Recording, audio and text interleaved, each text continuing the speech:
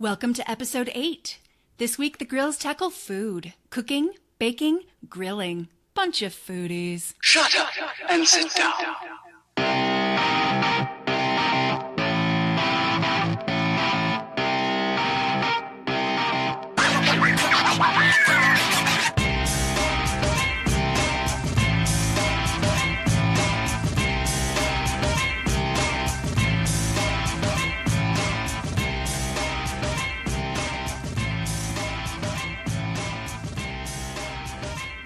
Hello and welcome to Geek Grills, a podcast about geeky things hosted by women.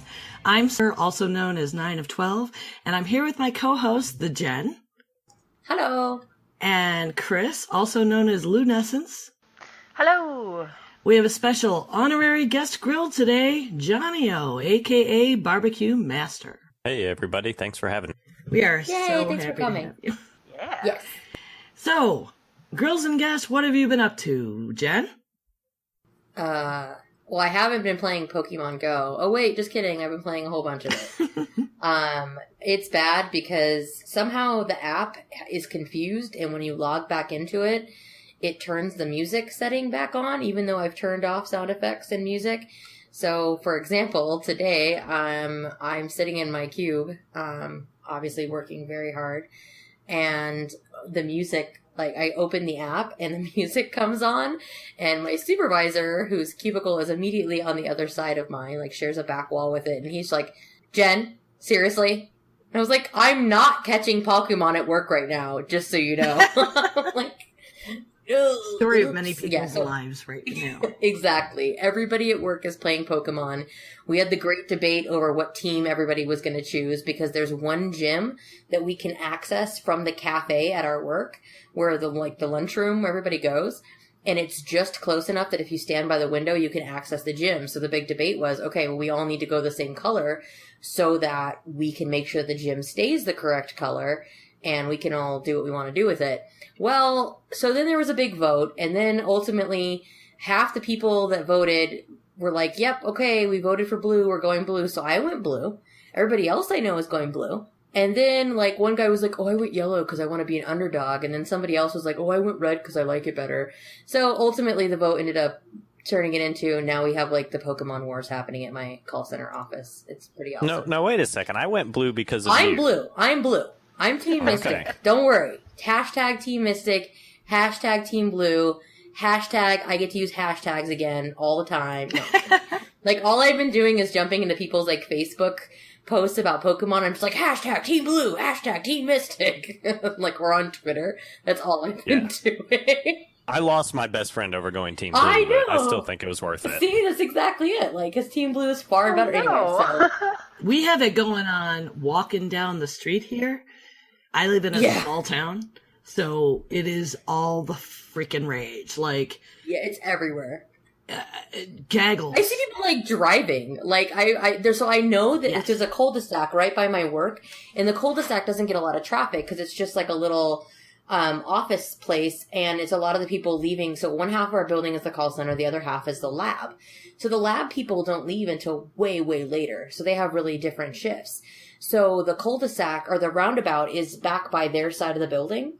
So it gets, like, no activity. And I can tell that somebody else is also stopped. And in the middle of the roundabout, there's this little statue that is a Pokestop.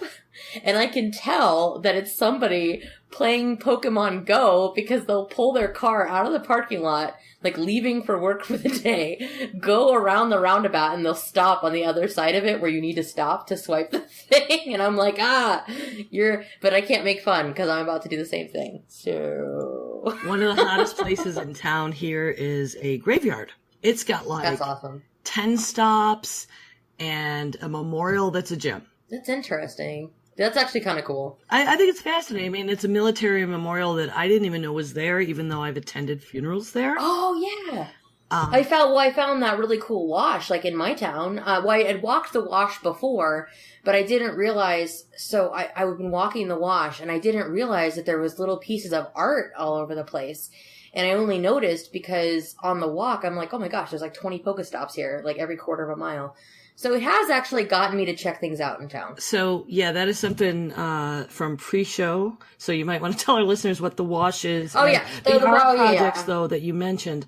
The app, the only mobile app that this company previously made was the thing that ended up designating those spots, just so you know. Oh, cool. Like, you used to so the be wash able to is like sponsor and buy into it.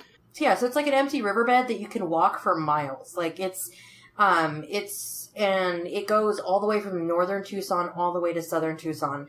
It goes all the way through town, and I've taken the dog there before, and I like to go walk just because it's got a nice little paved walkway, but I never noticed that along the way there were these little art pieces, and then there was like a children's garden, and then there was another one that was like a memorial, and then just a lot of neat things that I didn't notice. So I guess thanks Pokemon Go for getting me to actually get my ass out and do some walking. So that's been a thing. That's been like most of what I've been doing. Comics. Oh, I have to mention it too. Yes, you reading more comic books. Been reading more comics, but what I'm the most excited about is that World of Warcraft through Dark Horse Comics has been doing the Legion comics, and I didn't realize it was going to be coming out weekly. So the second issue of the World of Warcraft Legion comic book came out this week, and it was so good. It features Suramar, which is cool. It's weekly instead of monthly? I thought it was monthly, but it's showing that it's coming out weekly. Wow. So I think they're doing it as kind of like a pre-tease for the expansion. So I'm thinking like maybe we're going to get the pre-event soon. I think I saw a date drop somewhere, but I didn't get a confirmation that we were actually going to get the pre-expansion event, because that always happens in game before we actually get the expansion. And the pre-expansion events, some of them have been really, really cool. Like some of them have been really fun. So I'm hoping that this one will be a fun time too. So I've been reading those comics, and then of course, still enjoying my Comixology to get previews, and then I've been kind of picking and choosing what books I want to buy, so I've been doing lots of that. I did play some Gul'dan on the PTR. It turns out that Lunescence was absolutely right with the life tapping, which is cool. No fear? So good prediction. And the fear. That was Really? the other thing. Yeah. Yes! So one of his heroics is a fear, and as soon as I read it, I was like, so right after we finished recording last time, as luck would have it, Blizzard launched the video that explained Gul'dan's abilities, like within 45 minutes of us finishing our episode, and I was like, really? But it was really funny, because one of the things is a fear, and then he has a life tapping functioning, so he doesn't get, so Gul'dan's one of the heroes in Heroes of the Storm.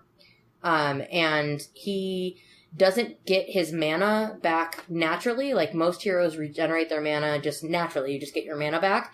He has to life tap to get mana back. So he has to remove his life to get his mana back. So that's kind of cool. And very warlocky. So anyway. And then I watched new dynamic, so yeah. Exactly. And so he launched, in live today. I haven't played against him or with him on live, but I did check him out a little bit on the PTR, the test realm. For those of you that don't know what the PTR is, I did test it out over the weekend. All right, it's been a busy week for me. How do you get access to that? You can just download it. Anybody has access to the PTR. That's the one thing a lot of people don't know about Heroes of the Storm, is that as a free game, you can just download the PTR from the website, and it just is from your launcher, from your Battle.net launcher, and that gives you access to try out those heroes. And I think it's a great way to give them a shot before they go live, and then you have to pay. An invite for that? I didn't. Yeah, no, you just click on the little region thing where normally you could pick like China or whatever, and there's a new region that's public. Oh, okay. Very cool. Thank you. I didn't know that. Me neither. That's news to me. Excellent. We always like new news. So, Loon, what have you been up to this week? Let's go ahead and talk about Lords of Waterdeep. It's an app that I found on iOS. I'm assuming it's also available on Android devices, through Google Play. It's called Lords of Waterdeep, and it's, I had asked you guys before, Barbecue Master, have you ever played Settlers of Catan? Yes. I wouldn't say I've played it, but I've tinkered with it. Okay. It's kind of like Settlers of Catan, but set in the D&D universe.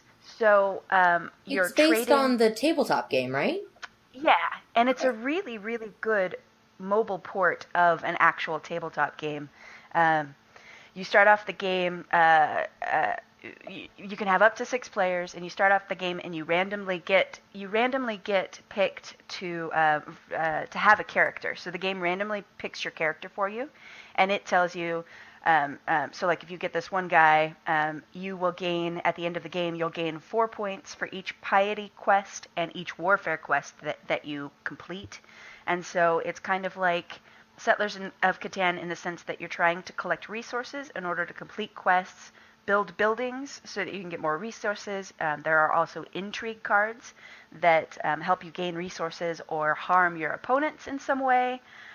It's really intricate, and I'm really bad at it. I cannot win a single game, but it's really, really fun. So I recommend checking that out. I recommend the board game as long as you don't have friends like I do that take an hour and 45 minutes per turn. Because it is one of those games that is one of the board games where it's a more intricate board game. So we have this one, when I had my board game group back when I lived in California, I had one friend that was just like, all right, and we all turn 92 before he finishes his turn. But other than that, it's super fun. Yeah, and there are 2 modes of play. You can play offline against AI, so those games go pretty quick. You'll be the one that takes the longest in those games, and you can play online with other people as well. I've played a couple games that way, just like two-player games, and they'll set a set of time that the game should finish. So like a half hour, couple days. So if you join one that says like a half hour to an hour, it goes by pretty quickly. Also, it does not appear to be available on Google Play, unfortunately, because I did just look for it. Oh, But, what else okay. is new? So I'll just have to keep playing Catan for now. Oh, I'm sorry. Sad face. That's okay. Hopefully Maybe it'll get there eventually. Anything else, Loon? Yes, and this weekend I finished watching this season 4 of Orange is the New Black, and it was really, really good. No spoilers. lots of stuff happened, but it was really, really good. So I ended up totally worth checking out because I think I'm going to put that on my list for the weekend. Yes. Oh my gosh, you watch it?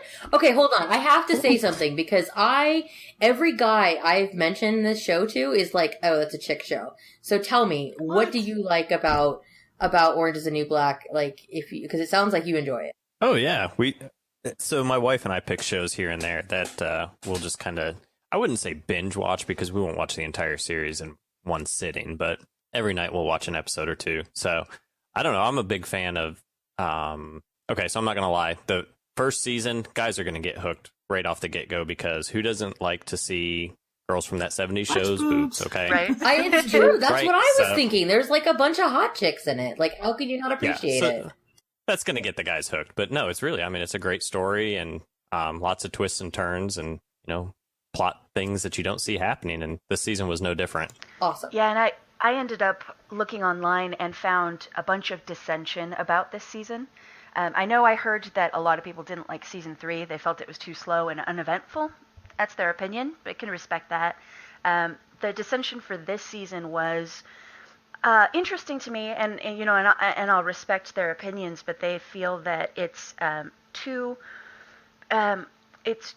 harmful towards women of color and like black people and brown people. They say that like those characters are the ones that are getting shat on more often than the white girls or the Asian girls, and they're really upset that there are only white on white relationships and interracial relationships. So they're really upset about that there are no black on black relationships. So it's interesting. That's interesting. I'm seeing a lot of that sounds all right. I also feel like I'm careful because I am in politics, but it reeks to me of just a bunch of white people trying to be too PC from the outside. Because to me, what I saw was them tackling like these rivalries that happen in different communities. Was them tackling that kind of thing was so much more important than being picayune about the individuals in their relationships, right? Yeah. Right. No, I kind of agree with you there. And also the other thing is that if they're being harder on the brown girls and the black girls, isn't that kind of them highlighting something that we have concerns about with the prison system in America? Well, they're not. They're upset that. But there were some black people and somebody who looked Hispanic that were also commenting that they were the ones that actually had the biggest voices, saying that the black people were not represented well. Interesting. They didn't like it. Huh. Well, my challenge I had was season 3, without spoiling anything, but there was a certain situation where a prisoner was taken advantage of by a guard. And for some reason, it just hit me in a really deep way that I had to take a break. Because somehow the way that it was reflected, and don't get me wrong, I was nothing wrong with the show. I'm glad that they took it there. I think there's some stories that need to be told, but personally, it just hit a note with me that was just too emotional, where I was like, okay, I can't access this right now. Like, my real life is too crazy. I need to like watch this when I needed to just be watching lighter fare, I guess, at the time. So I need to go back and get caught up and then catch season 4. And then I guess I'll have a stronger opinion. I think that was also impactful because, I mean, nobody likes that bitch, so...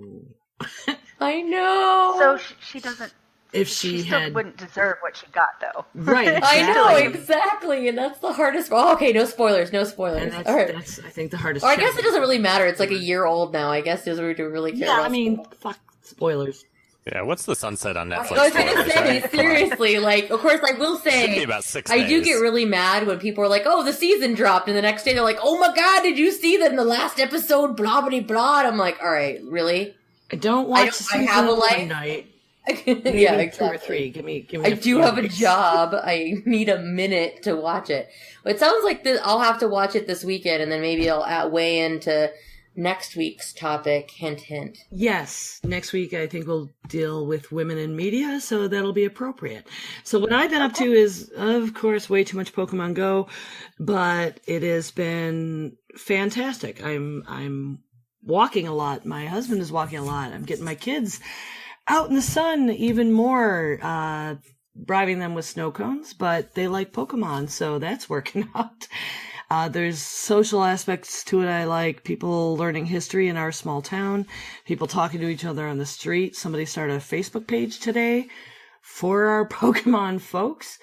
The mental health issues. I know friends with mental health issues to the point where, and I've been there.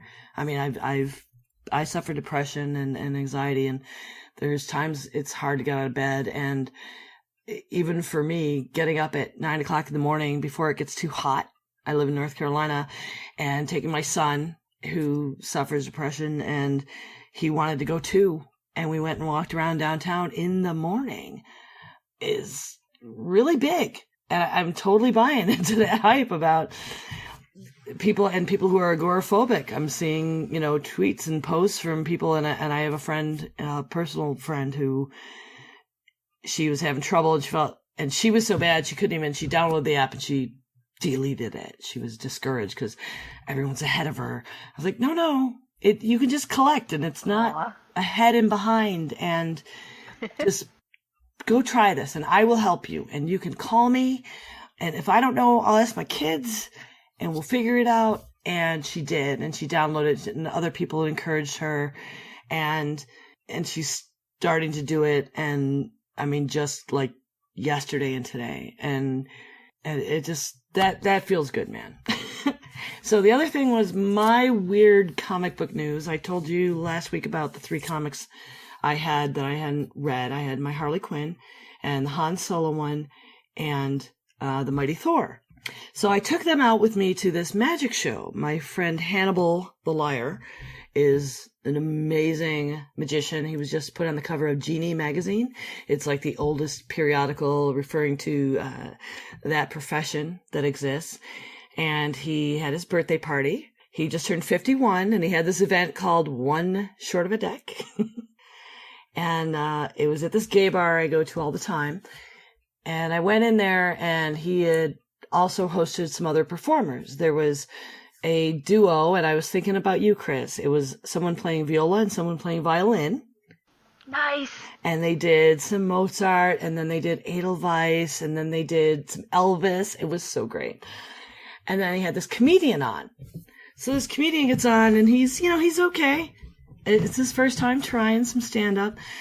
And his exiting bit was about bad pickup lines. And I brought my gay husband Scott with me, and that's, I'm not going to explain that right now. But anyway, I brought Scott with me. And this comedian goes, so, I'm going to try out my pickup lines. Is that okay? And he's all right. So he walks up, he goes up to this girl. He's saying, well, I may not be Asgardian, but I will leave you, mighty Thor. And I'm like, what the fuck? Because I had brought the comic books with me. I thought I was going to get there early. So I reach in my purse and I pull out the mighty Thor and I show Scott. He's like, what the? And then the guy walks over to another person, a volunteer, and he drops some pickup line, and I don't remember the pickup line, but the punchline, I shit you not, was Han Solo. So I pull out comic book number 2. That's so And I show it to hilarious. Scott. He's like, what the fuck? If the third one's about Harley Quinn, I'm leaving. So that was really neat and crazy and fun. And I told Hannibal afterward, he got a huge kick out of it too. So I'm totally my peeping highlight. the Conjurer's magazine, and I see him right there on the June 2016 cover, looking all impressive in his suit and vest and tie. He is an amazing, fantastic man. I am so glad I met him. I met him through my burlesque friends. He does the Ren Fair here. He travels around the world doing motivational speeches for corporations. And he also will just go out in the street in Charlotte and go busking. So that's pretty fucking fantastic. I heard a podcast I don't remember the name of. I'll look it up again sometime. He was on recently telling kind of his life story. If you want to follow him on Facebook, I recommend him. You can tell him September sent you, because he could be a very motivational person in general. Cool. Well, that sounds like I love him very much. That's like a super fun week. Hooray! It was okay. Got to do some nerd stuff this week. Now, for our guest, Barbecue Master, aka Johnny O, let us know what you've been up to this week. And I wanted folks to know up front, the reason we have this guest, because we haven't mentioned it yet, is in case you showed up here thinking it's about grills, not grills, but grilling. We haven't left you out, man. We are on top of this. So we've got food discussion coming up. We have a guest who is a master at it, and there's going to be a little surprise after the show. So tune in, or stay tuned in. Yeah, so I totally will say I'm self-proclaimed.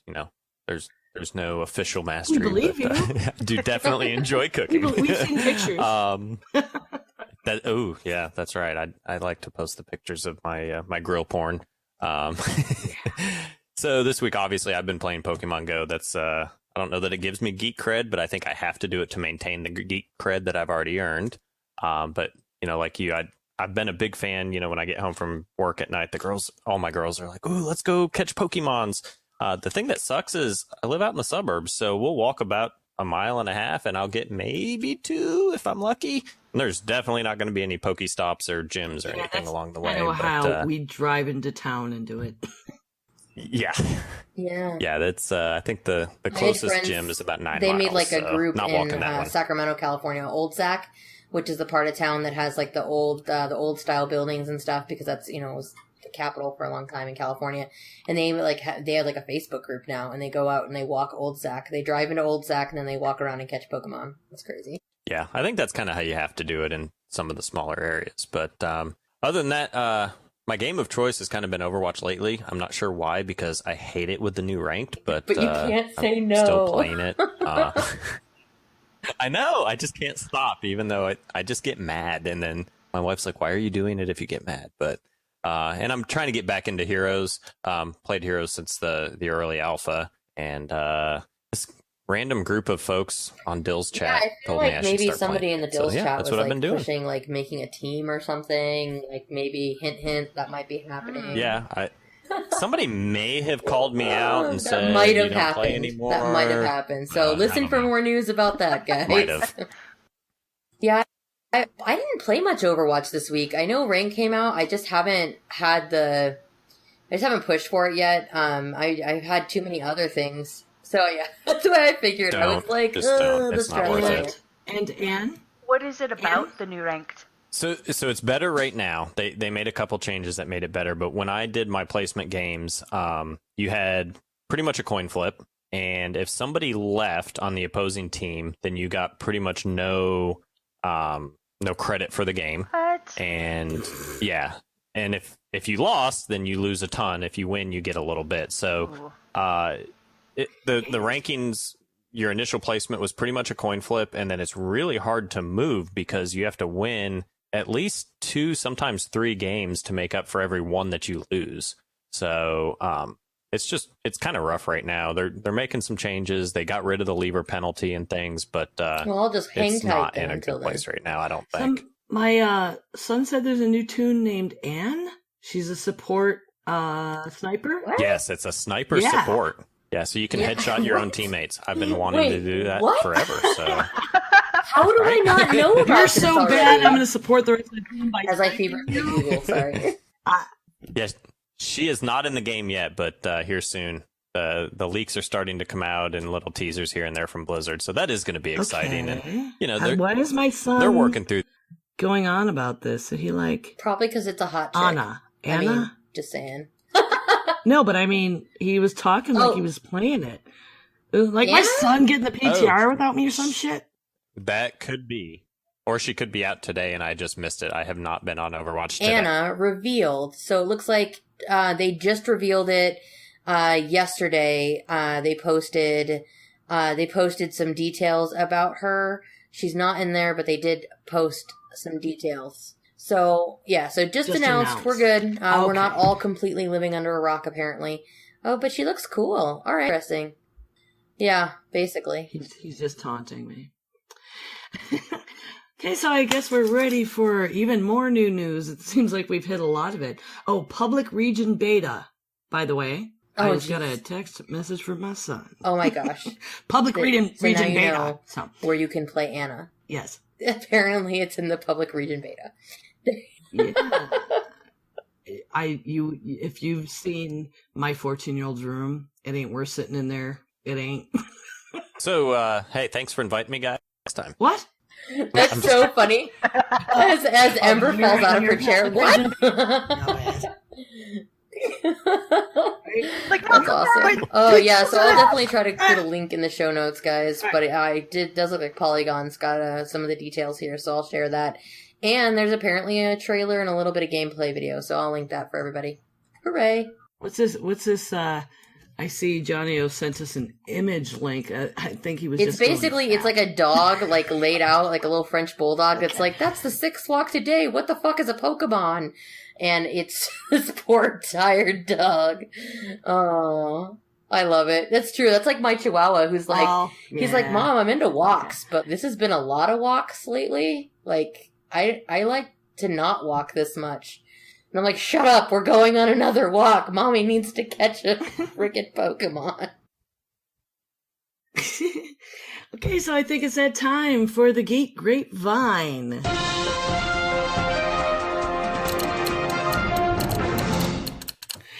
Last week we had being catered to by mortgage companies, where they love the geeks and they love us some Vulcans. This week, Loot Crate announced a Loot Crate for fangirls. Literally, Loot for numeric fangirls. It's a special edition crate. There are only so many. So you have to put in your email and they will let you know when it's going to come out. It says that there is going to be, Marvel, Star Trek, Borderlands, DC Comics, AMC's The Walking Dead. Exclusive items, a fantabulous dress from her universe, some out of this world gear, because that's fucking specific enough, a wonderful figure to add to your collection. I think I already got one, but yeah. A killer accessory and a stylish offering from Espionage Cosmetics. Marvel by her universe is fantastic, by the way. They do come in extra large sizes. I've been looking at them and drooling over them for a while on Torrid, and I think Macy's carries them.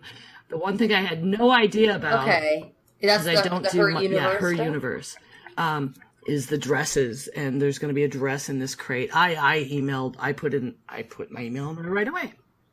Yeah, I put in mine too, but my biggest concern is, so the model that they have on the picture, she's plus size, so that gave me some hope that they offer plus sizes that are plus size enough, but I'm still nervous because there's plus size, which means like, hey, we make things bigger than size 12 or 14, and then there's like, we actually make plus size, so I don't know if the dresses in the box are going to be big enough. And if they're not, that will make me super sad because I did put my email in too, but I wish that they would specify what sizes the dress offerings are because that's one of the problems with the regular Loot Crate is the t-shirts aren't always as big as I need Her them for my Universe ladies dresses to be. go up to 6X. So equivalent size 30. Okay. That's reassuring because that could be a pretty good offering if that's the case. Because that's the reason I've never done Loot Crate is what's the point of me getting a t-shirt that I can't fit over my ladies? Like, what's the point? Well, and as every woman knows, purchasing clothes over the internet is usually a really, really bad idea. If you can't try something on, you have no idea if it's going to fit. Especially with dresses, like when you go to Hot Topic, they have things that are extra large and they're extra large. Pixie. Well, yeah, like it's like what type 12. is it actually? But I am looking, and it does look like I never thought what a genius idea to look up the Her Universe brand. I don't know why I didn't think about that when I read the article, but it does look like on their website they do have sizes that go up to size 28 and size 30 in some of the dresses there. So you might be right. Yeah. All right, so cool. Hopefully, Loot Crate has the wherewithal from their regular subscribers or, whatever, that they will go ahead and make those sizes available because on Loot Crate, I know at least Chris has gotten Loot Crate and you don't, right, Jen? Because the sizes, but I do. Well, I did it like once or twice, but then I was like, oh, this is dumb. And then I don't get the next box and then it's like something I wanted. And then I like resub and then I got like another month of crap I didn't want. And then, so I just finally was like, you know what? My Loot Crate luck is terrible. So I'm just going to not get Loot Crate. And then See, we got lucky where it was purchased as a gift for my son for a few months and then for a few more months. And it turned out because of the different fandoms in my house, it was like every crate seems to have something for each of us. So we ended up continuing the subscription as a family, and then it started to fall off where we weren't getting as much as we liked, but then Gamer Crate came out, and now we're all in again. So I used to do the Spoiled Rotten one for my pets, which I liked, for the dogs, and then I still do but they went out of business, but then I do so now I still do Ipsy, which is the one I do for my makeup, which lets me try new makeup and stuff. So it's kind of cool that there's going to be a cosmetic item in there because that's kind of interesting to me. Yeah, that's the other thing I wanted to say about that is it led me to Espionage Cosmetics. I'm not that big into makeup. I know you are, but I saw they have nail wraps, including Tabletop. Will Wheaton Show has a freaking nail wrap on Espionage. So, Loon, you do a makeup one, right? Yeah, I subscribe to Birchbox Women every month. They have a men's version and a women's version, and basically it's $10 a month for samples from different companies, and you can customize it to, like if I have brown hair, so I ask for, brown hair products instead of black or blonde. I focus on sunscreen stuff for the face because I burn really, really easily when I go outside. So you can customize things based on like your needs. Like if you want more eye things or if you want more skincare things, and then they kind of customize it every month. And it's actually a really, really cheap way to get new cosmetics. And some of the samples are, they're definitely sample size, but they'll last a while. And some of the samples are full sized and they last forever. So it's cheap and a good way to get new stuff. See, that's why I like Ipsy. It gives me a chance to try things. And oh my gosh, like I just went to Espionage Cosmetics because again, apparently Ember is a genius and I don't know why I didn't think of looking that up either.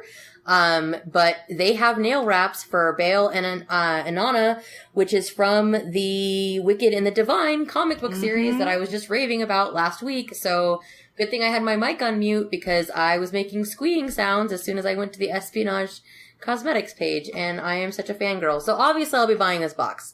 So I guess whether or not the dress fits or not, I will probably end up doing this because it sounds like it's tailored right for us. If I need to for you.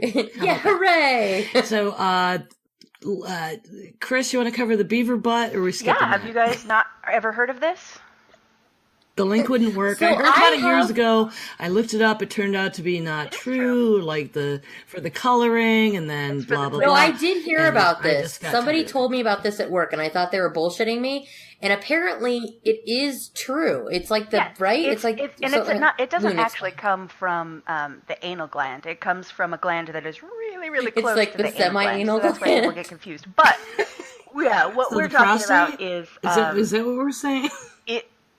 No, what we're talking about is like I heard the anal guest. beaver gland has been said to flavor things in our food, like raspberry, vanilla, things like that for desserts. And what it is the castoreum. It comes from the castor gland. It's not actually their anal gland, but they are really, really, really close underneath the tail. So that's why people confuse it with the anal gland. And I don't know who it was that actually first decided to sniff a beaver's butt, but apparently it smells really, really good.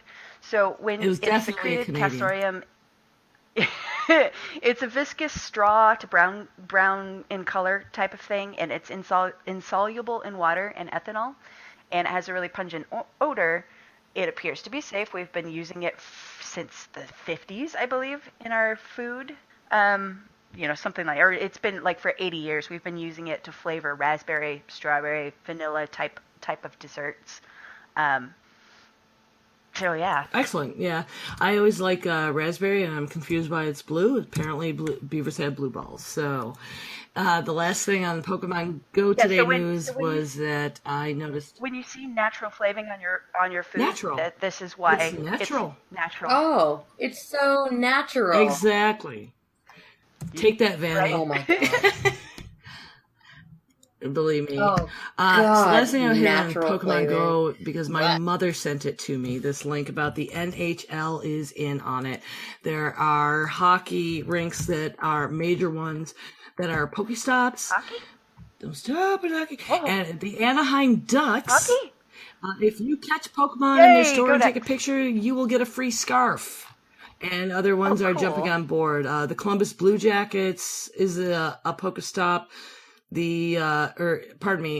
It's a actual gym. I believe the Buffalo Sabres, my hometown. It's also a gym, and there's a bunch of stops nearby. And I happen to know you can jump on a free rail and go up and down on a little trolley car on Main Street. And man, I bet there's a bunch of stops. So my Buffalo folks. So I know you guys don't want to spend a ton of time on this, but seriously, in your lives, how many times have you seen general culture, like bars and sports teams and everything, embrace geeks like they have been this week? I mean, it is unbelievable. I know, it's been so weird. Well, the fact that I can be open about it at work because everybody at my work is doing Pokemon Go. Like, even my supervisor, he, like, kind of gives me a hard time about my nerd things, and I don't really get into specifics about it because he's like, I was like, oh, I'm going to go to TwitchCon that weekend, so I need the couple days off of work at the end of the month. And he's like, TwitchCon? And I was like, for .tv? And he's like, I don't know what this is. And I'm like, and I'm like explaining to him, I'm like, people who get paid to play video games for people who watch it. And he's like, yeah, none of this makes any sense to me. I'm like, okay, cool. And then, like, later, I see him on his friggin' Pokemon, and I was like, what level are you? And he's like, oh, I'm only level 13. I was like, you're a nerd! You're a bigger nerd than I am! So, no, totally nerds everywhere. It's crazy. Nice. Yeah, I've had mixed things in my town. My husband's a musician, and he plays out live locally. So there's that. But everybody knows we're nerds. So we go out, and there's this, people who don't quite know what it is, and they want to get in it, but is it okay? But they'll come running up and assume we know. And then there's teenage kids running around in, I have dubbed it, by the way, a group of nerds is a niche of nerds. I claim that term. And niche of nerds is like perfect. And so then I get like these kids come up to me and they're all excited and like they're happy that I know what they're talking about and not giving them a hard time. And then they go, "Oh, thanks. Nice talking to you, ma'am." Oh, fuck. I'm old. At least I'm the cool old lady. Yeah, I think so. Niche of nerds, gaggle of geeks. Yeah, I get mammed all the time. Right after a Pokemon discussion, it was just like this closing the gap too. Oh, I don't feel bad about it. I got mammed on it. I drive Uber as my side hustle, and I picked up the broiest bros last week, and they were like, "Thanks for the ride, ma'am," and I was like, ugh. So don't take it to heart. Apparently, it's just pain.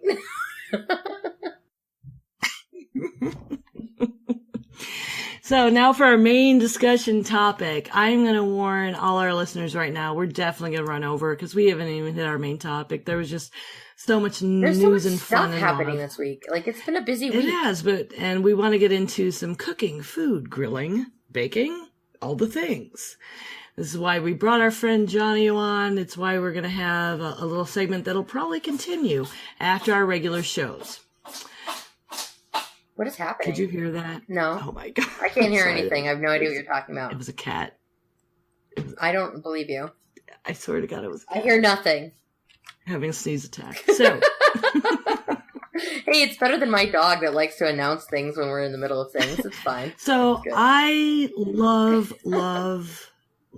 to cook. I like to eat. It is ritual. Does that count? It is ritual for me. It is how I nourish my family, spiritually as well as physically. It is therapy for me, creating something from nothing. I started very young with a single mom who wasn't always home, having to find whatever was in the house in the freezer and make some food. And I really like food. I like gourmet food. I like different flavors. And I started just smelling the spices and trying to figure it out and making shit up. So it is a passion of mine. And I will still go to a really expensive restaurant once a year when I can afford it and then go home and copy that shit like a boss.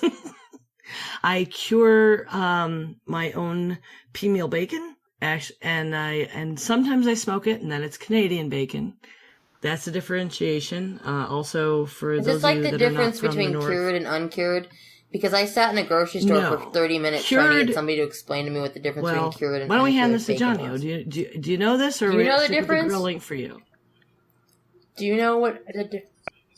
So for me, it's mainly smoking, but I think the big difference is like the cured meats are going to sit in a brine for a long period of time. So is there one that's better than the There's other? There's a use of something alternately called prac powder, P-R-A-Q-U-E. It's nitrates that people will warn you against. Oh my God, you don't want to eat them. They're terrible. But it's like the stuff that makes meat pink. Like when a ham is nice and pink, or pea meal bacon is nice and pink, that's coming from the nitrates that you add, that it speeds up the curing process. So it's a little different than brining chemically. I don't know if that's clear, but the difference between, something like what do they call it? A picnic shoulder is a pork butt, which isn't the butt, it's the shoulder, that has been... Wait, are you kidding me? Pork butt comes from the shoulder? The right way around. Yes. Think about how an animal moves. Think how an animal moves. And this is true with a cow or a pig. Like the butt is what they would butt up you against. That's how it was named. It's the shoulder. The butt. My mind has been literally blown right now. I'm like, what? Like, if I take anything away from this discussion, it's that butt comes from shoulder. So you can buy something in the store called a picnic shoulder, and that's like the butt of the ham that's been cured. So salty and sweet because there is sugar and salt and like usually a nitrate to cure it in the brine. But if you take that and smoke it, then it's a ham. That's neat. I like meat. I mean, that's my thing is I can't cook it very well, but I like to eat it. Except my mom always gives me recipes for like, she's like, no, you can't screw this up. Like, you take it and like, I don't know, I always text her. I'm like, what meat am I supposed to get? And then I go to the grocery store and I get that, and it's like pork, and I put it in a crock pot with no sauce, like nothing, and then I literally crock pot it like overnight, and then the next day I have like pulled pork, and I just like apply barbecue sauce. But I don't know what that kind of... You're killing I know. And that's so bad. That's what I live do. in North Carolina. Oh, I know. I probably have like people like, oh. Just Okay. don't call that pulled it's pork. pork Okay. bits. I put the pork bits between I'm not the sure bread. what it is exactly. I mean, the if good it's thing is, edible, like, then you know how to cool, make my but, own you know. barbecue sauce, because I have a recipe for that my dad gave me for his barbecue sauce. And that's got vinegar and ketchup and brown sugar, and I follow his recipe, and then a little bit of hot sauce, because we like a little kick. And I follow his recipe for that. So I guess it's not all bad, but yeah, I definitely wouldn't call it barbecue, obviously. It would just be crock poticue. And there's a thing. As we get Johnny O into his discussion of some barbecue and some proper smoking, I will mention that the term barbecue itself is a source of constant argument with great passion that I ran into head on moving from New York to North Carolina. Where are you from, Johnny O? So I grew up in the Midwest. I'm down in the South right now. Okay, because I'm from Buffalo, New York, and now I live in North Carolina. So up north, barbecue is something you do. You go out and you barbecue, and it's hot. Yes, on the hot grill dogs, typically, hamburgers, right? like whatever Yes, that's what barbecuing it. In North Carolina, barbecue is barbecue, and barbecue is pulled pork. See, and it's that's like Barbecue what I is hate low in and Virginia. slow. There's no high heat on Okay. It's barbecue. slow, it's smoked, and then there's east versus west. Whether you got that sauce that has sugar in it, shit, or if it's mustard and vinegar on the East Coast. I mean, they're serious. Then you get on Texas, and barbecue is brisket. Damn it, like that's a very Texas thing. And Kansas City is where the whole smoky sweet sauce is supposed to have originated. So now I'll tell I you. was gonna say, where does the brisket come from? Because I've eaten some really good brisket, but from like some barbecue places, and it's really good. And but- brisket is kind of if I'm going to go to a restaurant and I want to see how good they are at barbecue, order the brisket. You're probably going to throw it away. But you know, if you get good brisket at a restaurant, they know what they're There's doing. a good snob. Love you. Well, there was a place here in town that I got brisket at that was like a local barbecue place, and somebody was like, no, they're actually really good. And I did get their brisket, and it was really good, but I couldn't figure out what style it was because it was different than what I used to have. Because when I lived in Virginia, if I went out of Northern Virginia just a little bit into, you know, just not Northern Virginia, you get down there and they have a ton of barbecue out there, but it was definitely different than the barbecue that I experienced like in the Midwest where my dad lives, like near Chicago and stuff. Like theirs is very different. So, Johnny, tell us what you do and what you like to do best. So what I'm best known for, I guess, is the chicken recipe that my wife and I came up with. So back before we had our kids, we were working on getting ready to do competition barbecues and stuff like that. And smoked chicken thighs, and we marinate them overnight in a rub or a marinade that I'm not going to share. You gotta but keep anyway, your secrets. Exactly. So marinate them overnight, put them in a dry rub, and then smoke them for a couple 3 hours. And chicken thighs, if you're wanting to smoke chicken, thighs is hands down the way to go, just for flavor. How long do you leave your rub on? You leave the rub overnight before you smoke? I normally will get the marinade off of it and then just get a really good coating of rub on right before I throw it on the Yeah, because I smoker. heard that so that's the one thing I was told is that if you over marinate things, that can actually ruin it. Because I was always told like, oh, marinate it for as long as possible, but that's not really true. I read an article that said that depends on even the for some meat, acidity you're of only it, supposed though. to marinate for like a quick half an hour or something for some meat. Yeah, it depends on the marinade and depends on the meat. There's some meats that can handle it for a very long time, and there's some marinades that you just shouldn't use. Like what? Like what? So I mentioned Dale's because back when I was using a lot of salt, we used to marinate everything in Dale's, and now I can't even use it at all because it's just So my way mom too I don't salty. even know. She Oh, I think I've seen that in the store. Yeah, that's like the Tony like Kitchara Lowry's or version whatever, of right? a Creole rub, right? Where it's just Yeah. fucking salt. Yeah. Yeah, it's soy sauce with salt, I think, is probably what it boils down. See, my mom, she does one. So my mom does chicken thighs on the grill, and she likes to do it because she's really busy. She has like 8 jobs. So I grew up, and this is something she's always done, like all the way growing up, because it saved money. And she would go and she'd get a whole bunch of chicken thighs because they were more flavorful and she liked them better. So she always did that. And then she would take them and she'd marinate them in like soy sauce, like olive oil, and like some seasonings that she put together. And then she would just do a whole batch of them on the grill. That way she would have, again, just for affordability and whatnot, and then we would just kind of reheat those. But I have to say that, that was really good. Like, it was so simple. And like one day when I was an adult, I was like, what is that marinade you used to do? And my mom's like, it's like these 3 things. I think it's like garlic powder, soy sauce, and olive oil. And I'm like, oh my God, this is so simple. I am terrible at cooking. And you've done more. All right, so talk about rubs then. Marinades definitely don't have to be complex. I normally will use 3-4 ingredients sometimes on either a marinade or an injection prior to throwing something on the smoker. So here's the deal. You're going to see all sorts of recipes on rubs, and there's probably going to be people that say, I don't know what I'm talking about because of this, but I still stand behind it.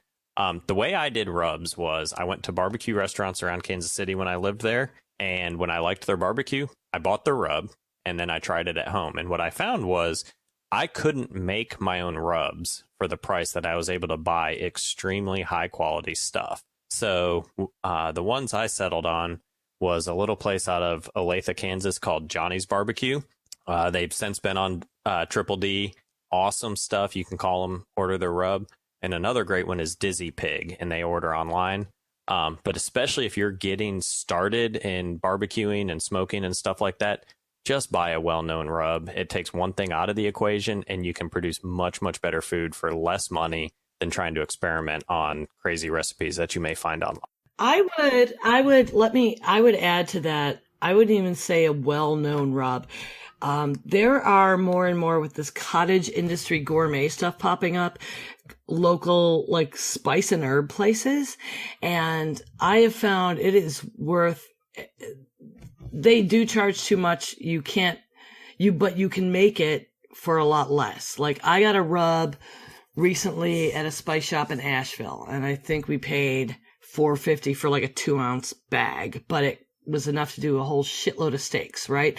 And this rub was freaking great. And the great thing about this little tiny spice shop is the label they print out, because they're still doing everything homemade, and it was a great rub, has every ingredient on it. So I could go home and play around and copy it really cheap. So I made a steak rub and topped theirs by fiddling with it the way I liked it. I made it was ancho espresso rub. That actually sounds And really I good. put a little Like brown the spicy sugar and the in, coffee. and Yeah, my own 'cause amount of that's funny, salt, 'cause which I is less put- than most, and a little white pepper, and holy crap. And I can make it with stuff I have in my house, super cheap. But it was a way to nab a recipe without a restaurant or a big bottle of something I wasn't going to use. So I would add that too. So that's the one thing that I just want to say generally about cooking and barbecuing and whatnot. You know, the biggest reason that I have never really gotten into it is like you mentioned, Johnny, where you kind of mentioned about like the cost without, wasting it. That is the reason why I've never really experimented a lot, because I know how to bake. Baking is science. Baking is specific. I grew up baking. That was something I always did at Thanksgiving. My grandmother would always be like, okay, you're on cookies and whatever. And I knew how to bake. That's what I knew how to do. But the thing, and I would do whatever other jobs she gave me for like Thanksgiving dinner. And my mom had a thing where I had to cook one night a week at home as part of my like chores. One dinner a week I had to make so that I would know, I guess her plan was so that I would know how to be a human being and feed myself eventually.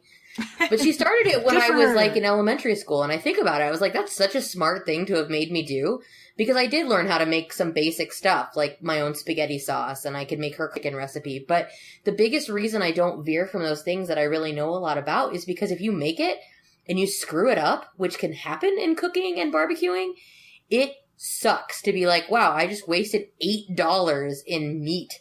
Like, or I just wasted, even worse, like $25 in meat and product that I totally dumped. That is so nerve-wracking to Well, me. look at it this way, especially with grilling. It tastes good, though. You're eating that, what you're calling Can only get pulled better pork from there, out of right? the crock pot. So, well, no, I don't mean to be like that. But you could experiment and do some pork on the grill and really screw it up. And then you could throw it in a pot, tear it up, throw it in a pot with barbecue sauce, and it is still, from touching the grill, going to be better than that. You can save it, you can eat it. Because you know how to make a homemade barbecue sauce. I can tell you almost... Because it's science. My dad tells me how much, and I follow the recipe. Okay. Just because the recipe doesn't mean it's science. Well, I know, but it's one of those things where, like, if you tell me how... Because, like, that's my problem with cooking, is that, like, okay, I know how to make spaghetti sauce. That's your confidence. Because my stepmom taught me how to make spaghetti sauce from when I was a kid, because she's half Italian. So, you know, she's been with my dad for forever, so I had to know how to make spaghetti sauce. I mean, hello. Because that's what she would do, is a couple times a month, we'd make a big old pot of spaghetti sauce. That's just a thing that happened at the house, and I learned how to make it. So there are these foods that I know how to make, but it's funny. It's true. I think you're right. I think it is a confidence thing. It's just intimidating to be like, oh, I'm gonna try to make this stuff not suck and come out the way I want it to. Or a necessity thing. I mean, that's true. It's got to come from somewhere, the passion for it, I guess. I mean, there are people who just hate it so much. Like, I make some potato salad. I mean, it gets me in trouble. I take it to a potluck, nobody eats anybody else's, and I'm in fucking trouble. And my mother told me that was going to happen, and because it's my grandmother's recipe. But I will tell you, one time I took it to a party with some snobs at my husband's company thing, and this lady was like, "This is so great, I love this." And I started to tell her how I make it, and she just shut down, and she looked at me, and she's like, "I don't cook." I'm like, why did you compliment me? Like, I was salad, I can make for thinking she would want to know. How do you? She didn't want to know. She just wanted to eat it. All right. So hold on. So Loon. So I've been talking about how terrible I am at cooking. Do you cook? Do you bake? Do you make food products or have a joy for it? Yeah, I cook. I'm a single lady. And that's its own challenge. I'm an only child. I've lived by myself for a while. Single ladies. So you know what that is for sure. Yeah. Well, yeah. Actually, you go into the grocery store and you want to buy vegetables for something, and vegetables only come in family packs. I cannot buy just one carrot at my grocery store. I have to buy a farmer's bag market. of them. Yeah, and that's also an option as well. But it's just kind of funny. Like if you want to buy food just for the week. Yeah, I can't go to Costco. That's for sure. Right. Like I don't go to Costco for myself because it's ridiculous. But yeah, so I've taught myself how to cook. I'm oddly not that great at baking. I always overbake. Baking is tough. Have you put a thermometer in your oven? No. Don't have one. Get a thermometer for the food, too. That's the one thing. Yeah, it's actually the number one tip that I can give for baking. Well, two things. Number one, if you want to be good at baking, it goes without saying, follow the recipe. The person who designed the recipe designed that recipe specifically because with certain ingredient amounts in mind, and it is science. So when they say you need this much basic baking soda, this much baking powder, it's for a reason. So my tip number one is get a thermometer for your oven. Nobody's oven is accurate. From what I have found, it is never... Oh yeah, get a thermometer for food, because I did learn that about making meat when I started learning how to grill, because I had never grilled before, and I did learn, oh my gosh, having a thermometer is key. Even that with roasting. The most successful thing that I have cooked in the last year, and I was extremely proud of myself, was pork tenderloin.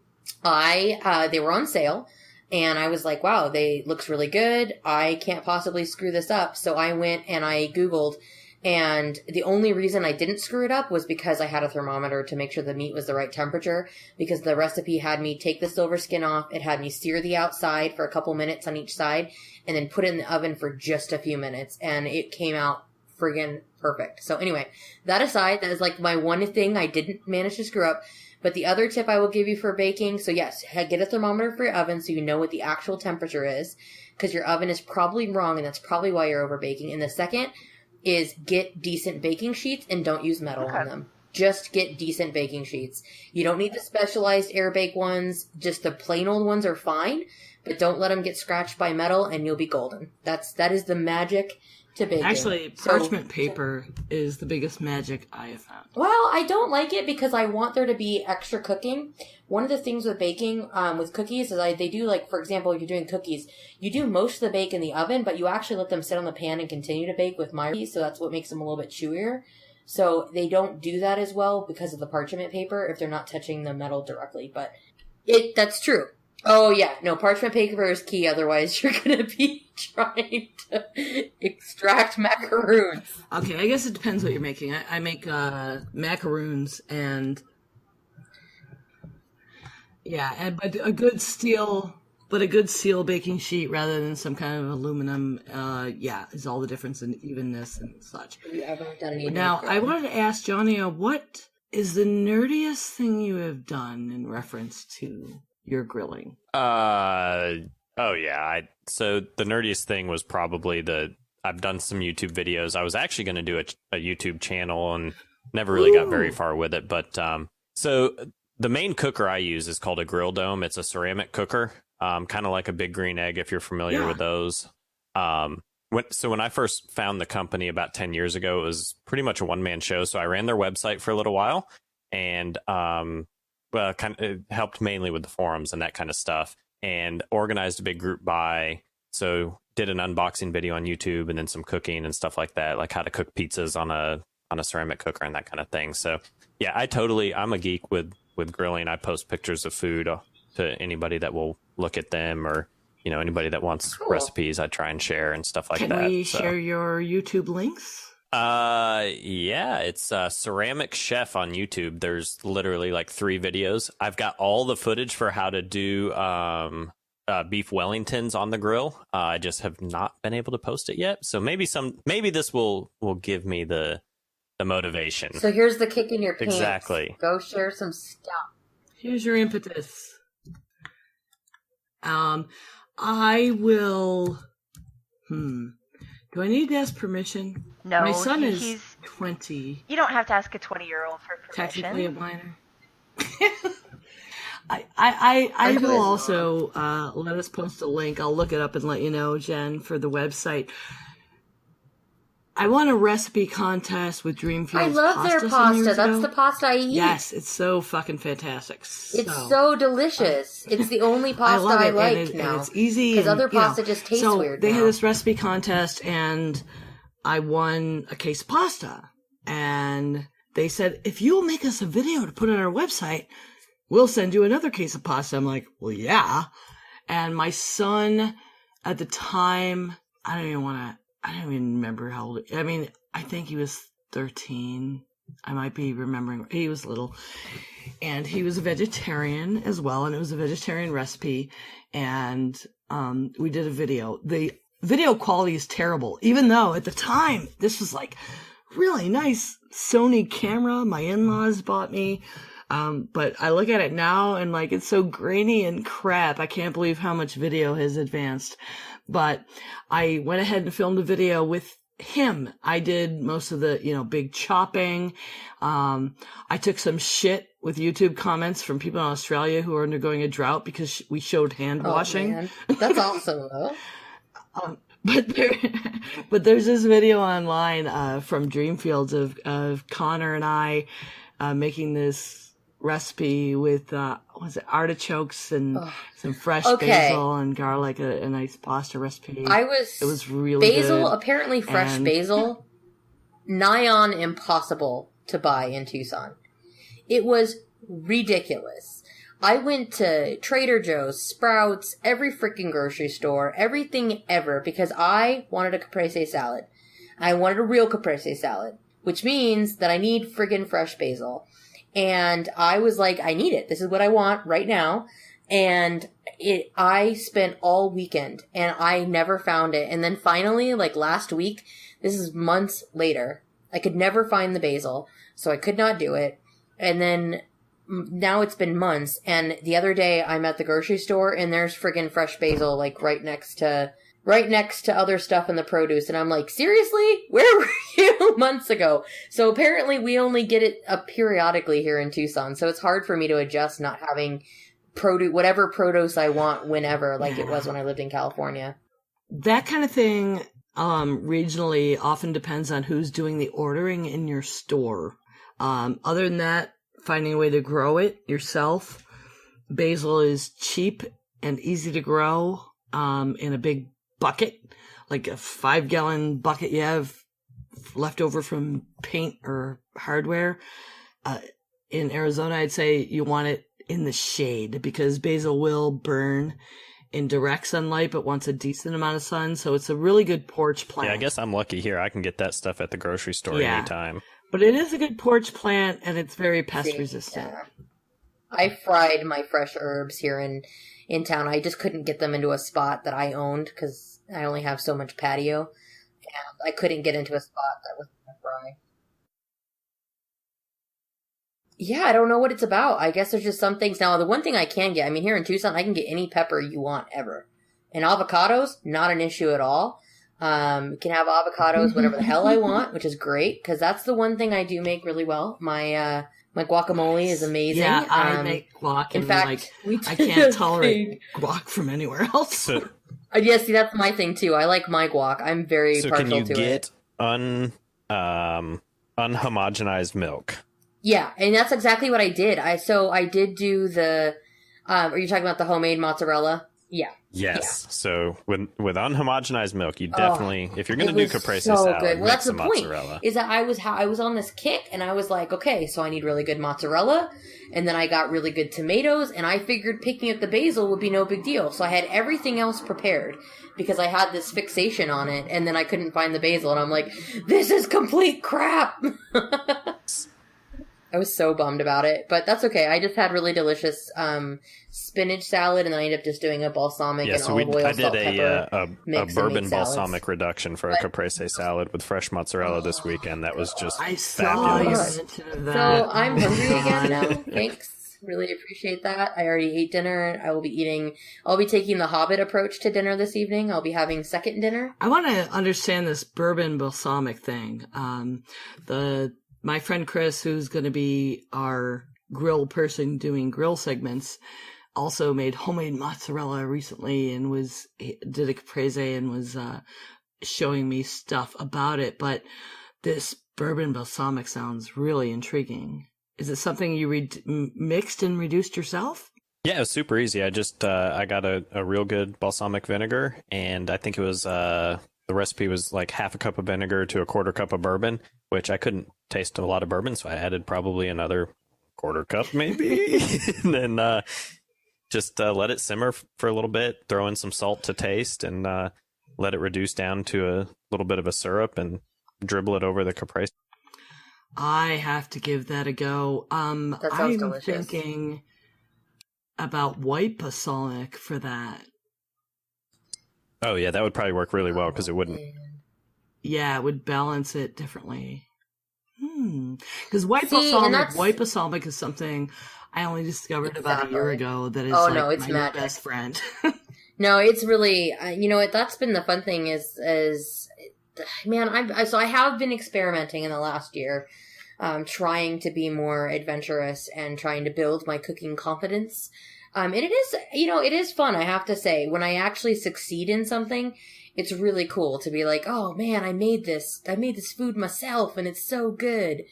Like I made a veggie chili. I was doing a paleo diet for several months and I made my own ground turkey veggie chili and it came out really well. Used my dad's seasoning for his $1 million chili recipe. We call it his $1 million chili because he puts like the most expensive cuts of meat into a chili, which is so weird because normally chili is like whatever meat you have and then you make chili with it. But he makes his with like just really good steak and like everything, like bacon and everything you can imagine. It's so good.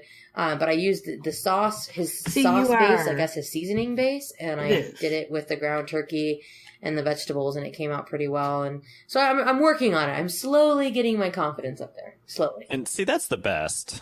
That's my girls were teaching them to cook, and my oldest daughter is 7, and she's got great knife skills and everything right now, and she's got some recipes that she likes to cook. And that's the thing, is she is just all about, like, they will eat things that they cook that there's no way they would eat if we made it for them. But because they cooked it, it's awesome. It's the best thing ever. Yeah, I found that to work with my oldest and my middle. My youngest, not so much.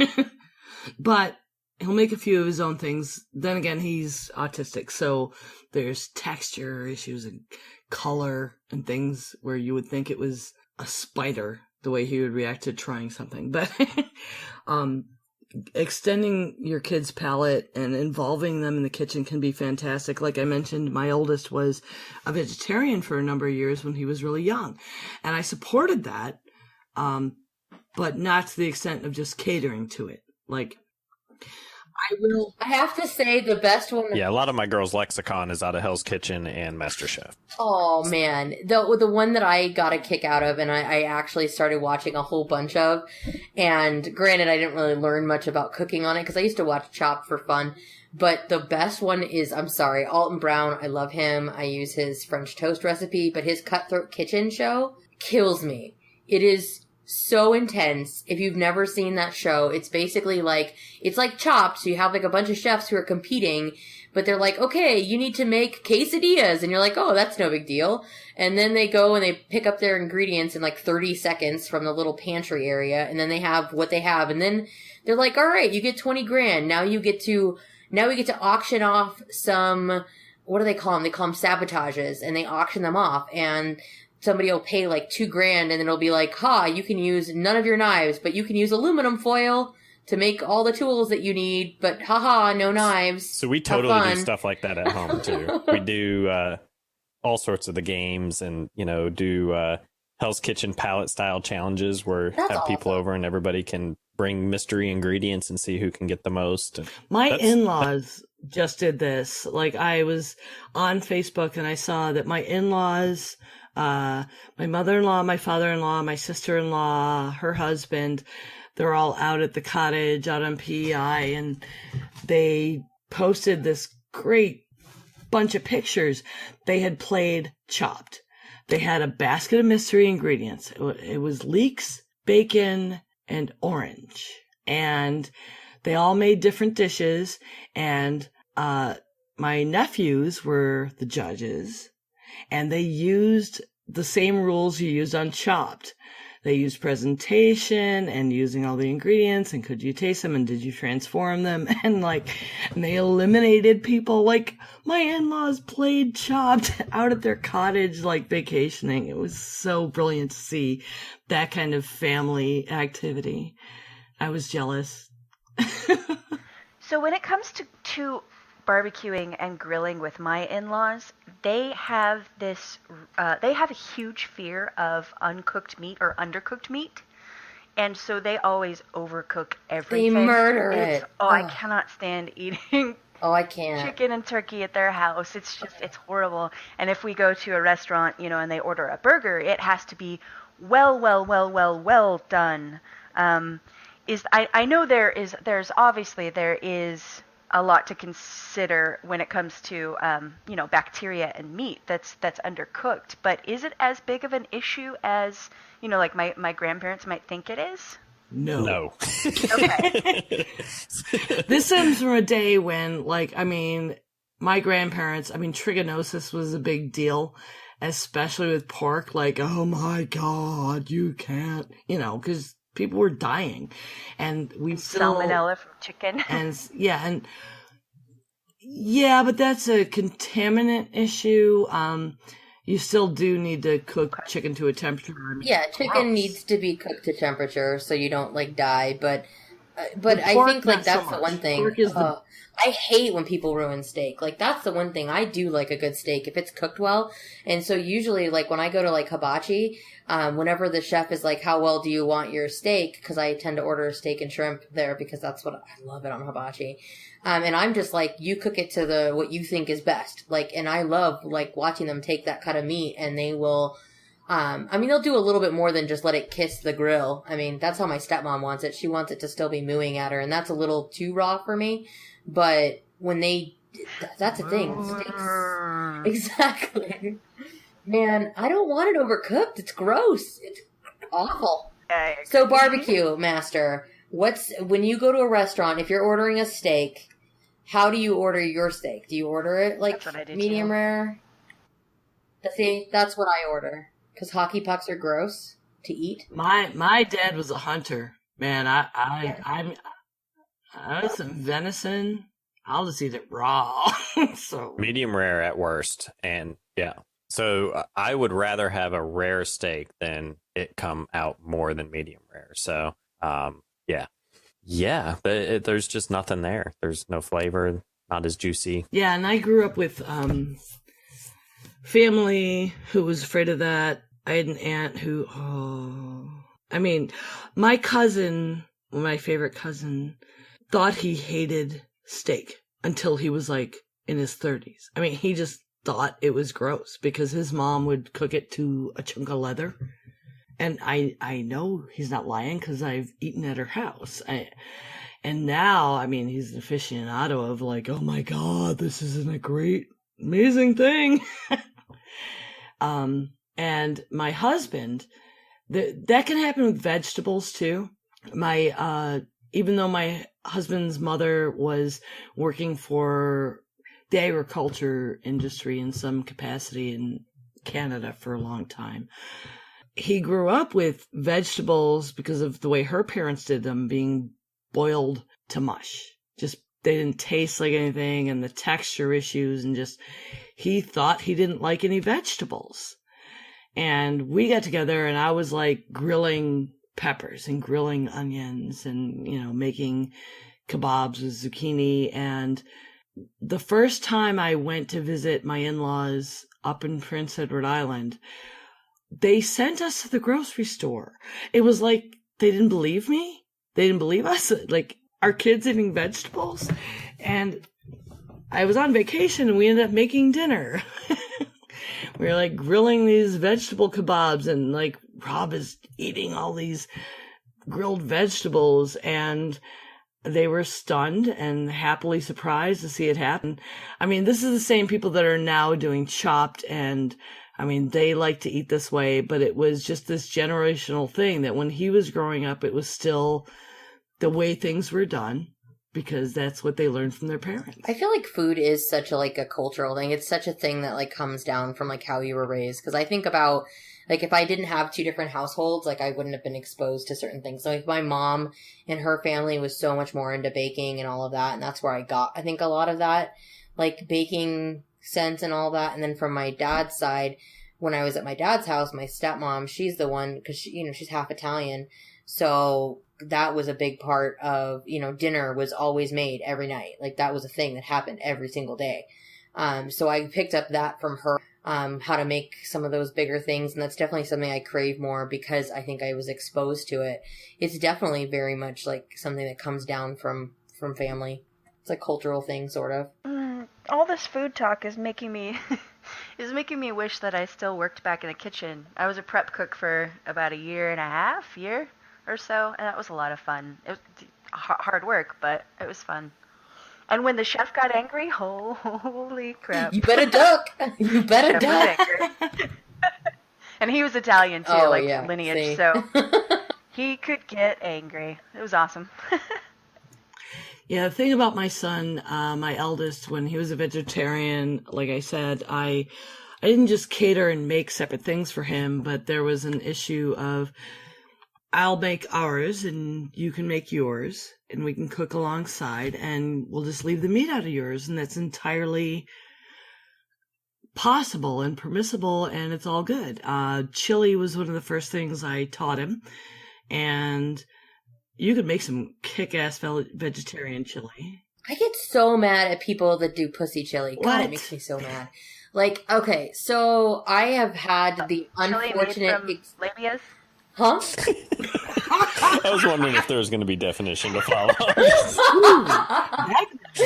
Okay, so I've had...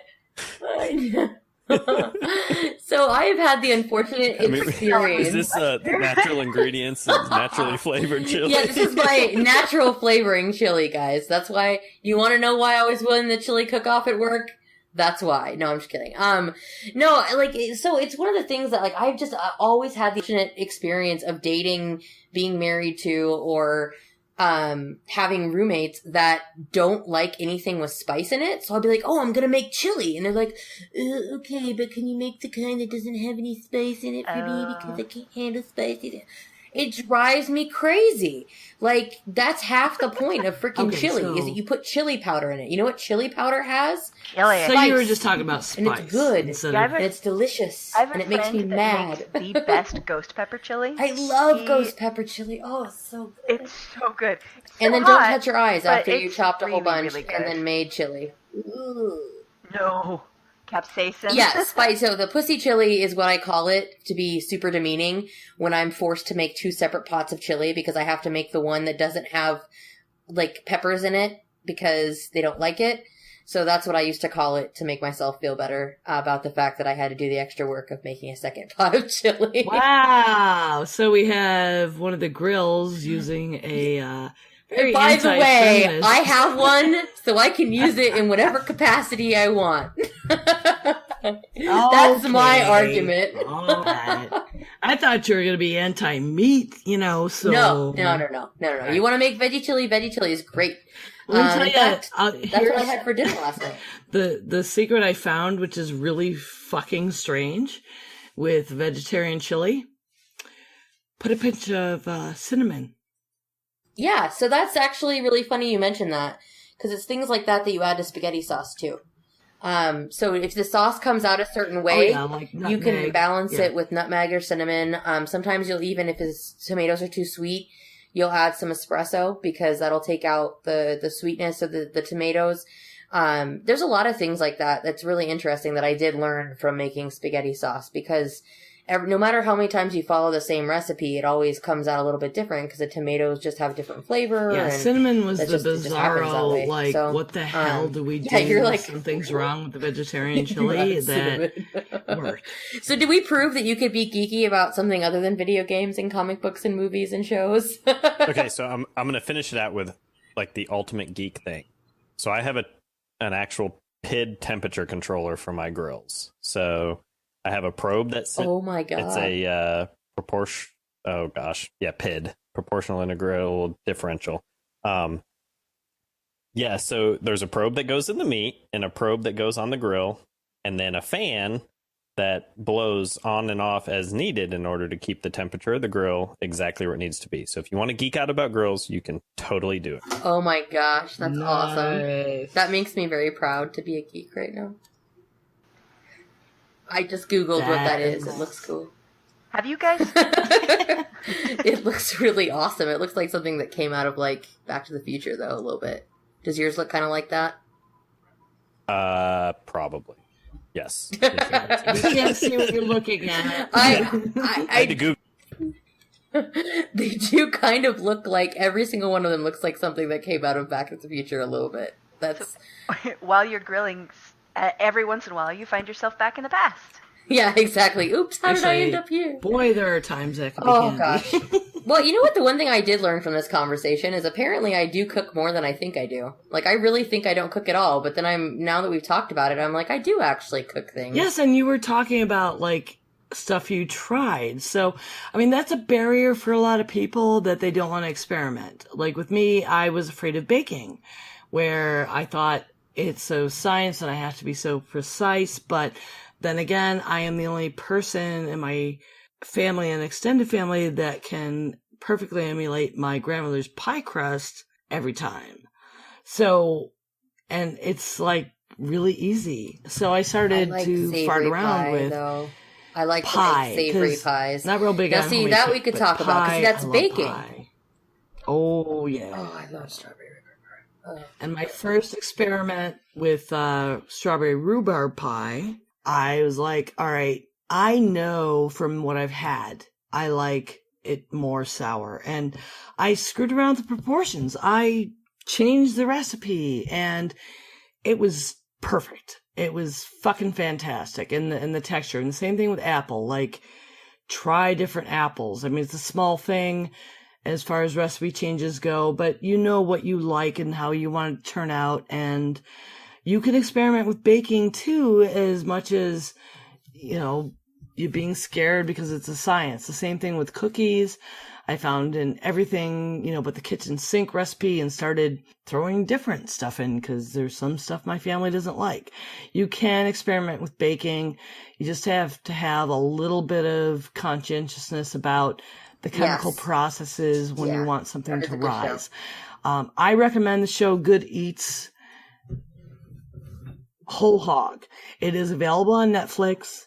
And it does hit on the science of some things that would give you the confidence for all kinds of cooking, grilling, smoking, baking, making it with stuff in your house, understanding the chemistry of baking enough to throw some things aside. The other thing I will highly recommend is my most worn out cookbook is How to Cook Everything by Mark Bittman. Like, I need to buy another copy.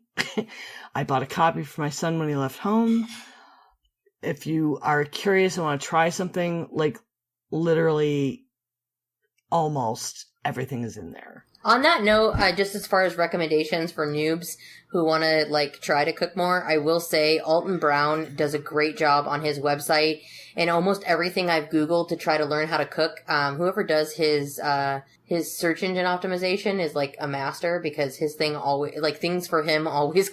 But his recipes are so accessible, and he writes them in such a way that is so approachable that I do have to say I've used a lot of his stuff. Like, I use his French toast recipe. When I was making the pork tenderloin, it was one of his recipes. When I couldn't figure out when my guac recipe wasn't coming out the way I wanted, I made a tweak based on something that he had posted. So it definitely... And it's never failed. Things. He's very honest. I've never had anything I've made that from him that sucked. Everything has always been awesome. So I definitely and for back entertainment, up that as a suggestion to get started. If you're a geek, watching his shows with funny. The anthropology of it and the science of it. Yeah, that's probably why I like it. Like, I'll never forget the one where he talks about making your own homemade pancake mix. Loved it.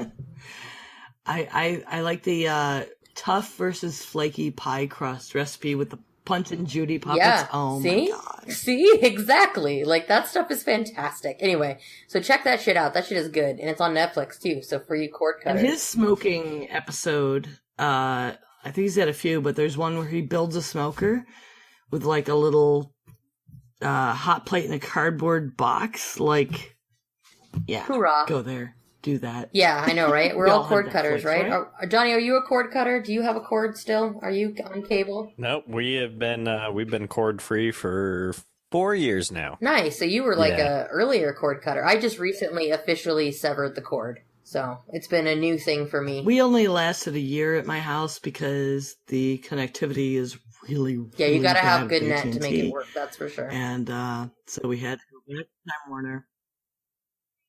Yeah, so unfortunately, we're back on the Time Warner, but I still have my Roku for your other stuff you like to watch. Stuff in the house. Okay, so Grills and Guest, what are you most anticipating right now? I know, for me, I'm anticipating getting my new podcast microphone. It's supposed to arrive tomorrow. Unfortunately, it didn't arrive for today's episode. So, that'll be awesome. And I'll hopefully sound clearer. Yeah, you do sound good, but it'll be nice for you to have your official mic for the other stuff you want to record. I'm looking forward to that'll be fun. In addition to podcasting, delving farther into like voice acting stuff and voice acting gigs. I've done some online auditions in the past. Like, they don't pay, but it was just to like kind of see what it was like. Usually they'll pay you in like whatever the show is going to be in its final product. So that, that was kind of cool. So I've done that in the past. Oh so my God. If you could send me links about that, like my kids are totally nerded out about listening to Rob Paulson's podcast. He gives Paulson, Paul. Yeah, Paulson. With an O-N, I think, at the end.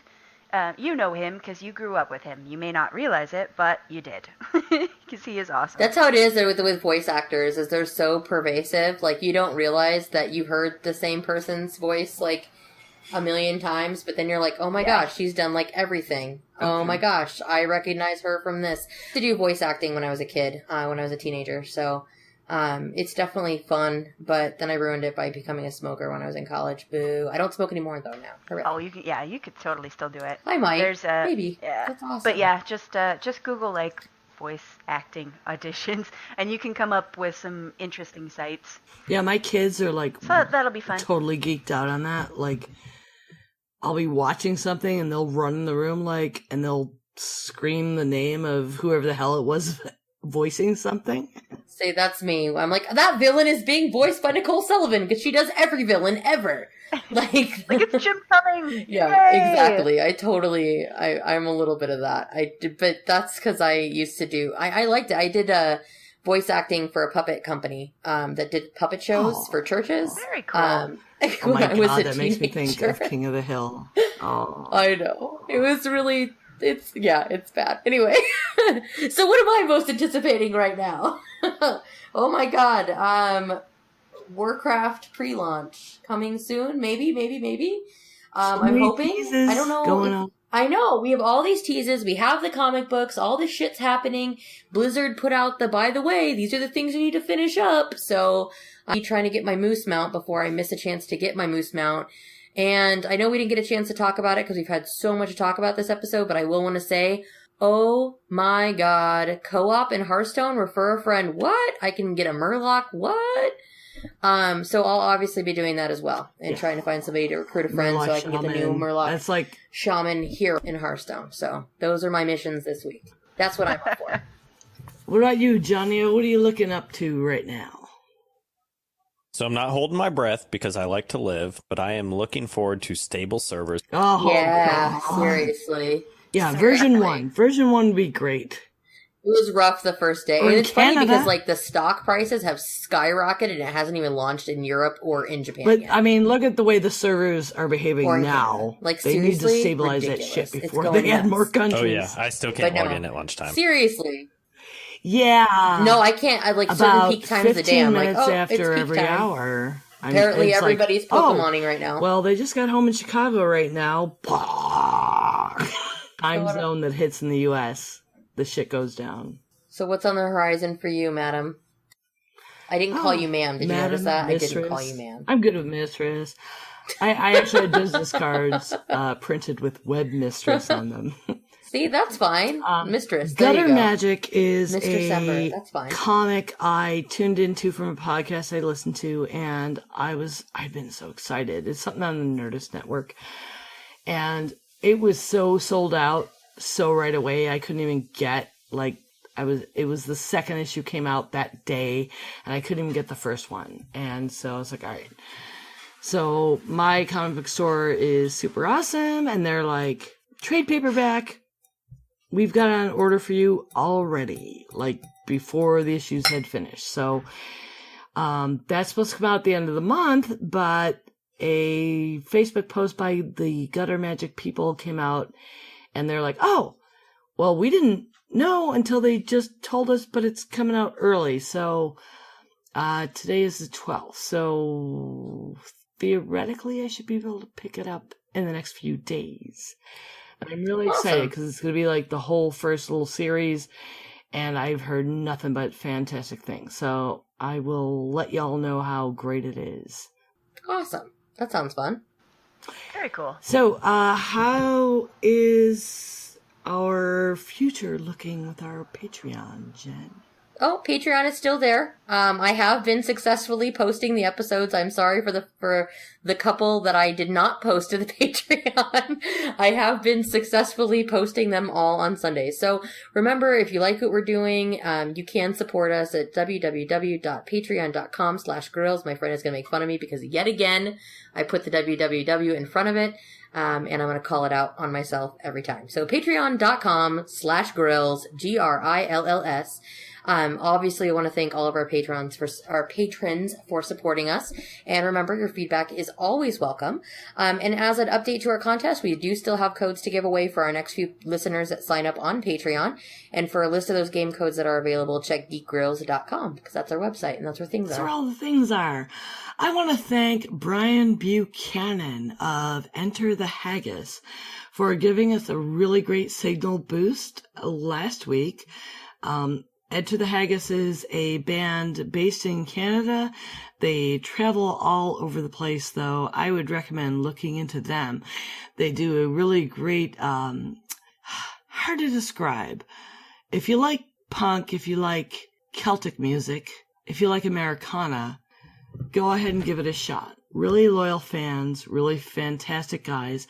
My husband was the original bass player in this band many years ago, and they're good friends, good artists, and he wanted to let everyone know about the geeky thing I am doing these days, and so I appreciate that signal boost. Grills, where can we find you on the interwebs? Me? Oh, I'm 9 of 12. NINEOF12 on Twitter. And of course, if you go to geekgrills.com, you can reach any of us there. I think you're first. Loon? Where can we find you first? And the easiest place to find me is on Twitter at Chris Van Pelt, and that's Chris with a K, just like the knife. Because it's a cookie show, knives. Oh, nice. Nice tie-in. Yeah. I like that. That was well done. Way to fold that in. Somebody needs to Thank do you. a Mac the Knife cover. Oh. Fold that dough. Oh. Like folding dough. Oh. Like folding steel. Oh, my puns might be overbaked, so I should probably stop. Ah. Oh, so I'm the Jen. You can find me at the Jen Says on Twitter. I am streaming, I promise, at twitch.tv/thejenplays, hopefully soon.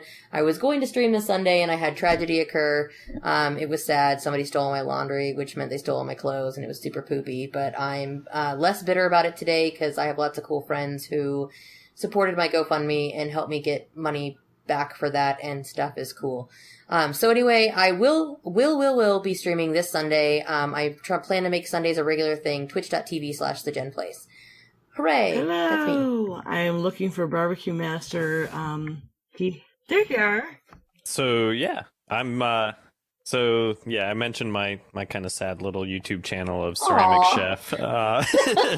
It's not sad. Twitter is jschelm, JSCHELM, and I will throw a quick shout out to my wife's, which is our kind of webpage, which is capturing-the-heart.com. So we do customized stuff for podcasts and things like that. So we do the A-Move store kind of wares and that kind of stuff. So yeah, if you need any, And the taco cups. and the taco cups, we do make the custom. We've taco talked about the cups. taco every time, and we talk about how cool the taco cup was. And Loon was in it. She was in there trying to get time, that Loon. taco pint glass last. We all were. Oh yeah, we were. Ember, you were too. Oh my God! And how do we? We should have put that in the I intro, know, though. he That has the like taco cups. this is the man that makes the glasses. We do, yeah. So we do all the etching and stuff like that for the A-Move folks, and super stoked to be able to help those guys out. And if anybody else needs that kind of work done, just let us know. And maybe in the future they'll do Geek Grill stuff too. / maybe Jen has talked to him briefly about such things. Ooh. Absolutely, we can do that. And he has developed a method for putting stuff on your pint glass that is going to be dishwasher safe, right? TBD. I'm drinking out of that glass right now. Seems to be holding up. So far, so good. Okay. Like, I was watching your science, and I'm like, please, God, let that science hold up, because I have some Oh, Yes. no. awesome pint glasses with, like, pin-up You heroes can't on ever them. watch them ever. And they're shredding in the wash, and my Doctor Who ones, and they're shredding, and, like, even hand washing, the ones that you can't dishwasher, are just, they're shredding, and I want them to last because I buy these things because I'm a fan and I love them. So this test glass I've got has been through about 15 or so dishwashes through the dishwasher and has yet to change. So I'm not quite ready to declare success, but not too far. Yeah, that's awesome. That's cool. Hooray. Oh, it's brilliant.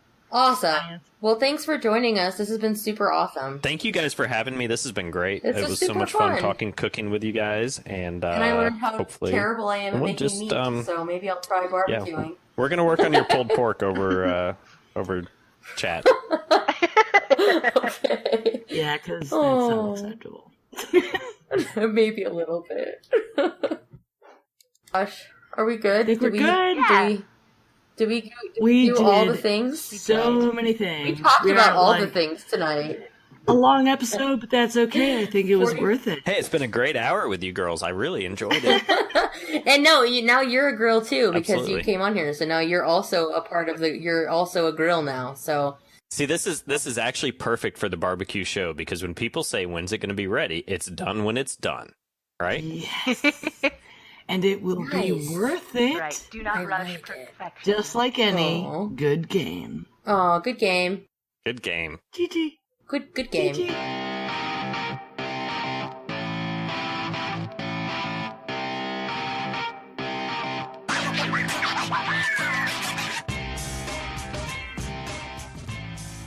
If you enjoyed this show and have the quill skill to shriek speech, leave us a 5-star unique critique on iTunes or thrill us with the size of your handbill by spilling goodwill into our tills at patreon.com/grills. We can also be found windmilling around Facebook and YouTube at facebook.com/geekgrills and youtube.com/geekgrills where we like to chill. Tweet your siren songs where the throngs belong on Twitter at geekgrills where we're dressed to kill. For more info on the show though, go to geekgrills.com where you can find previous episodes, show notes, and current contest information. Send us your psalms and qualms to geekgrills@gmail.com or give us a ring at 508-474-5577 where we can hear your lovely voice sing the zing thing. Thanks for listening!